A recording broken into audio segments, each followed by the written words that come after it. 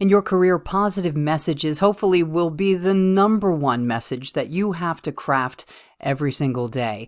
And these are requests for information, replies. You have to explain something to co-workers, you have to offer instructions, and you have to write direct claims or a complaint or both.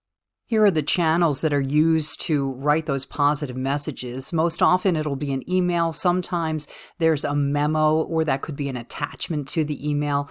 Rare occasions, it's a hard copy letter. Social media networks, companies are using those to respond to complaints and offer changes, updates, apologies to their customers. And there are blogs as well as instant messaging and texting. Business letters or a hard copy can also follow up an email, and it's confidential. It involves contracts or terms of a project, and maybe there's some ideas being shared, there's a negotiation underway, and it does help maintain customer relations. We're going to run through some of the positive messages and how they are written. Let's start with requesting something. Open with that main idea. Get to the point. Ask a question. Be polite. Please answer the following question. That's a polite way of saying it. Don't get into long explanations. Here's why I need to know all of this. Sometimes that's not necessary. In the body of your message, that's where you can put the details and the purpose of what you're trying to accomplish.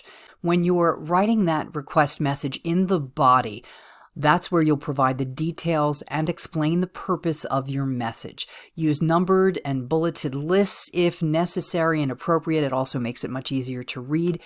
Ask open-ended questions instead of yes and no questions. Sometimes they'll just answer yes or no, and then you'll realize, geez, I need to know why they feel that way or why they don't feel that way. Any benefits you can provide to your audience is also very helpful.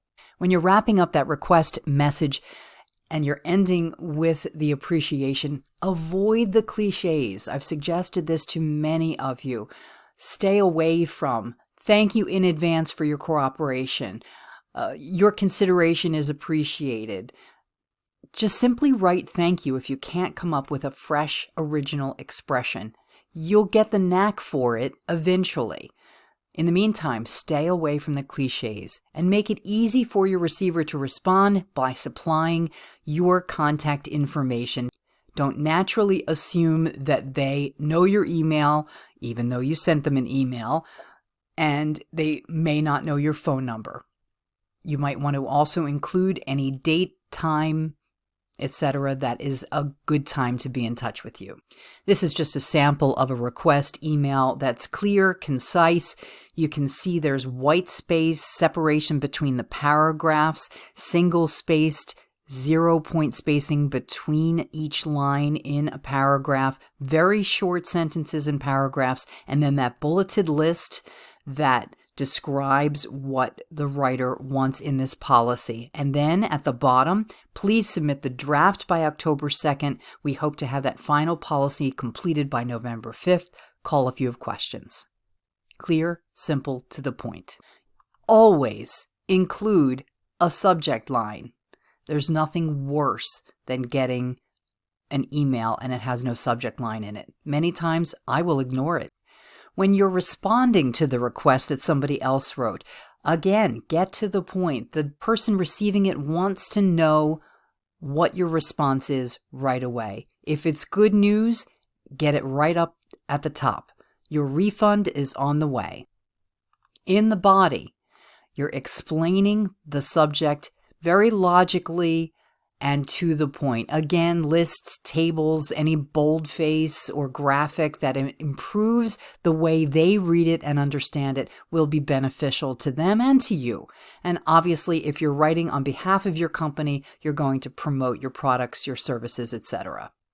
When you're wrapping up the response to the request, do so in a polite, professional way.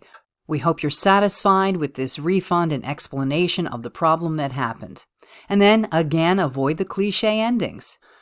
Companies large and small today are having staff respond online to requests, complaints. You have to be positive, transparent, honest, timely, and helpful.